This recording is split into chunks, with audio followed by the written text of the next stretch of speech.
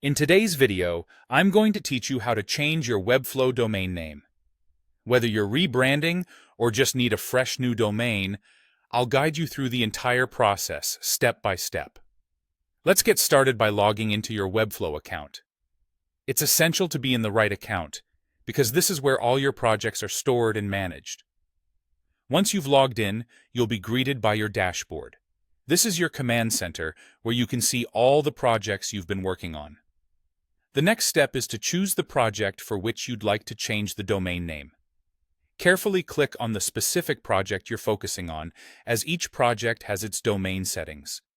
With your project selected, the next move is to click on the three little dots situated next to your project. This brings up a menu.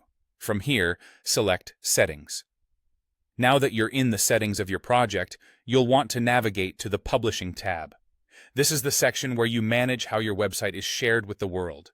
In the Publishing tab, scroll down until you see the section labeled Production. This is where you'll locate the Add a Custom Domain option.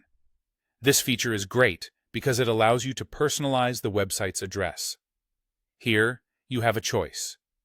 If you already have a domain that you'd like to use, there's an option to manually connect domain. This will guide you through the steps of linking an existing domain to your Webflow site. On the other hand, if you want a brand new domain, you can also purchase one directly through Webflow, which can be a really convenient option for many users. After connecting your chosen domain, look for the Make Default button next to your new domain name. Click on it. This step ensures that when visitors enter your domain, they will be directed to this site by default.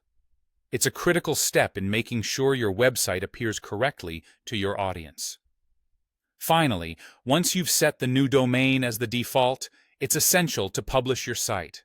This final step applies all the changes you've made and makes sure that your new domain is live and functional. Without this step, the changes won't take effect, so don't skip it. And that's it.